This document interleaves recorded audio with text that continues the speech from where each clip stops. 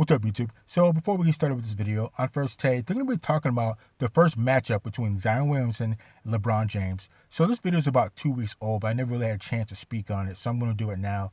So let's see what they have to say. What did LeBron prove versus Zion? Well, LeBron proved to me that he wants to remind everybody that he's the man, and you've got up-and-coming superstars. He wants to put them on notice that he's still a roadblock. Respect and appreciate him, and he deserves that. But for me personally, that's about it. Every time I see him perform like this, I can't help where it takes me. Where it takes me is to this one place and one place only. You gonna do this against Kawhi? You can see that he's waiting. He'll be waiting. So I understand what Stephen A. Smith means about that, about LeBron James probably punking Zion Williamson because he's a young rookie and he thinks he can just push him around. But both of those guys balled out. I don't think that's the case. I think it's more of a case of LeBron James saying, look, you might be young and up and coming, but I still, I can still put in work when I need to. So I think that was more of what was going on. And in all fairness to LeBron James, this video is a little bit old, like I told you.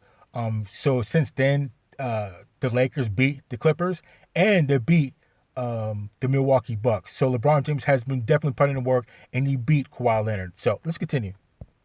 Saying, I know we talk about the Clippers. I know we talked about them having some issues, and they are real, by the way. I'm not too worried about it, but it's not like there are no issues that they're having at this particular moment in time. But in the end, I want to see that against Kawhi.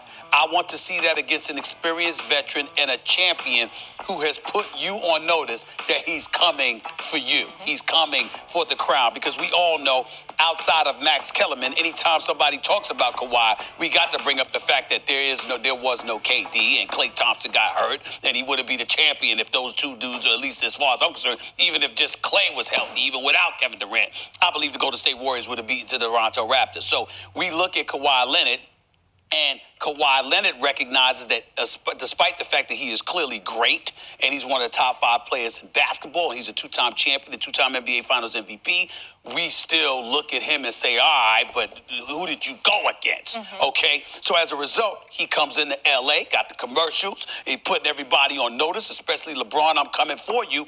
And in the 2 games that the Clippers played against the Lakers, they smoked them. And he got the better of LeBron. And so when I see LeBron performing like this against everybody else, I'm like, all right, that's cool. But I'm waiting for that against Kawhi. I want that matchup. I want to see that matchup. And to be honest with you, I think the basketball world wants to see that matchup. So anything that we see from LeBron now, reminding us that even at age 35, even in the 17th season in the NBA, that he is still this great. Still got it in those He big still moments. got it, and he's still this great. There's no excuse not to have it when you're on the court with Kawhi. And play up. That's just my personal. So again, I do agree with what Stephen A. Smith is saying about that. And it does seem like every time LeBron James has played against the Clippers and Kawhi Leonard, it's like he was kind of nowhere to be found compared to how he normally is with other teams. But then when he'll play another team, he's just out there putting in work. He's really, kind of sticking his chest out and let everybody know that he's a king, but he doesn't do it against the Clippers. But like I said, in all fairness to LeBron James, since this video has been shot, LeBron James and the Lakers beat Kawhi Leonard and the Clippers. And so the series is going to go, 2-1 in favor of the Clippers. And the Lakers also beat the Milwaukee Bucks within the amount of time that this video has been shot to now. So LeBron James has definitely been putting in work and he's definitely been balling. So let's continue. Personal thing, Max. I'm not saying the basketball world or anybody else is thinking like that. That's just me. That's what's on my mind anytime I see the greatness from LeBron with anybody else this season. LeBron doesn't want it with Kawhi. Can't guard him, and Kawhi can guard LeBron. I mean, they're different kinds of players, but look, Kawhi wasn't going to beat the Warriors last year fully healthy because no team had a shot against the Warriors fully healthy. I'll tell you this, though. Kawhi was the best player on the floor for either team in every series throughout the playoffs because he's the best player in the world. But I don't want to talk about Kawhi right now. I want to talk about LeBron versus Zion. What did LeBron prove? Forget about Kawhi for a second. Even the Greek Freak or someone like that, who's the best regular season player in the world. In a larger way, there was LeBron, and now there's Zion. In terms of the guys that turned pro, that entered the NBA with the most fanfare, with the most, oh my God, we haven't seen anything quite like this ever. This is something new. Lupe Fiasco said, did you improve on the design? Did you do something new? LeBron had done something new, and he was a global sensation from his first NBA game. And he exceeded expectations somehow, which could not have been higher. It was unbelievable. And since LeBron, who's come around, who turned pro with that kind of fanfare? Zion. And Zion, we have to admit, has exceeded expectations so far. What's his 13th game played? It's super early, but he's better than he ought to be. So in all fairness, let me stop that. Well, I don't mean to cut him off. So in all fairness to all the other great superstars that have come up in the NBA, so LeBron James was really the first person or the first player to come up in social media. So you can watch YouTube videos of LeBron James, and you can get on the internet and really check out and see games of LeBron James and have the hype go all over the place. You couldn't necessarily say that before LeBron James. I mean, I know there's people who still knew who he were, and you can get a video of it, but it's not to the level of social media. And definitely with Zion Williamson, I mean, you're watching his high school games on YouTube or normal ESPN. So there's a lot more exposure to these players. And I bet you there'd be a lot more exposure and hype if some of these earlier players would have had social media to really put themselves out there like that. So, I don't know. Let's continue. Right now at this point in his career, as much fanfare, number one overall pick. Can he be the next guy to so-called save the NBA or carry the NBA? I know there was that hype, but we did not expect, he was not expected to do this right out of the gate. And so LeBron matched. Okay, I'm sorry to stop him again, but I do believe that Zion is living up to the hype right now. Now, the only thing that's, kind of holding him down is he was injured. So the injury, he missed half the season for the most part. So other than that, he's absolutely balling out of control. So let's continue. Up against Zion in its way, Stephen A. had a little MJ Kobe feel to it. Whatever else you want to say about anybody else, it was MJ's league, obviously.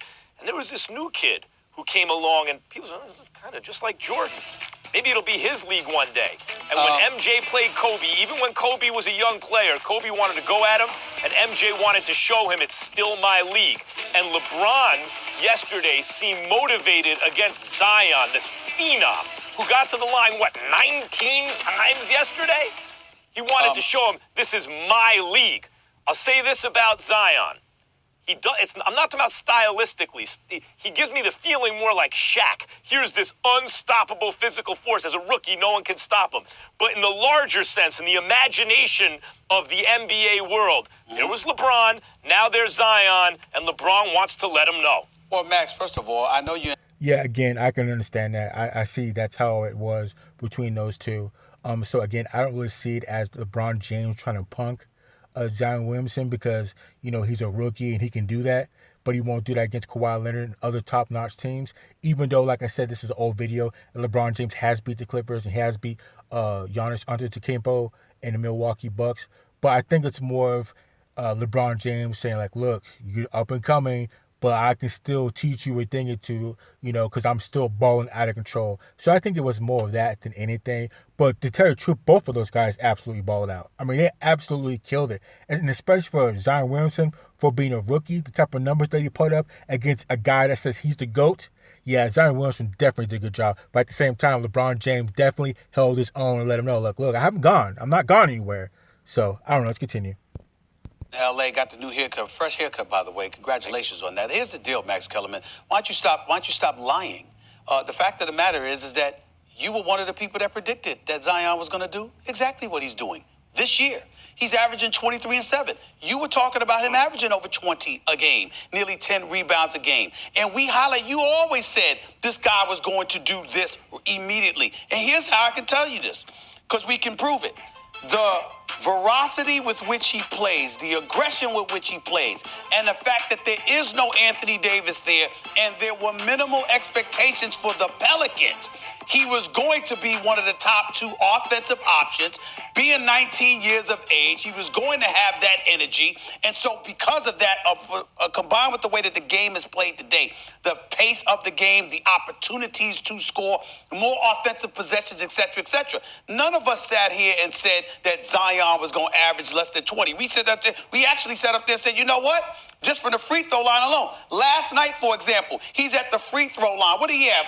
19 free throws? throw at 10? 19 For crying out loud. free throws. I'm just saying, you looking at a dude, you can't teach 280. You know he's going to attack the basket. He's going to have plenty of offensive options. So the numbers itself is not what's surprising. What's surprising is how you have so many people willing to back away, because even though he's young and he's powerful, you got grown men in the NBA that's backing up from this kid coming at. Yeah, but that's just a testament how much power and how good Zion Williamson is already. So, like I said, I don't think that this has anything to do with, LeBron James trying to punk Zion Williamson. And Zion Williamson has definitely lived up to the hype up until this point. But the only thing knocking him down is why he shouldn't get Rookie of the Year, if you ask me, is because he only played like half the season. If he would have played the whole season like Jay Morant, then maybe I can say, well, he probably will be Rookie of the Year. But you can't just come in mid-season and ball out and think you can get Rookie of the Year over a guy that's been playing and did it the whole season. So I don't know, but to end this off, I would definitely say that Zion Williamson has definitely lived up to the hype. The only thing knocking him down or stopping or slowing him down is he missed half the season with injury. Other than that, he's good to go. So let's continue. Well, we're seeing that, and that's a beautiful thing to see. Putting up the raw numbers is one thing. Showing star potential is one thing. He's doing more than that, Stephen A. The 25 PER suggests he's close to an MVP caliber player on a game-for-game basis. He's not quite there, but it's more than just a normal all-star. Hit the ground running. And let's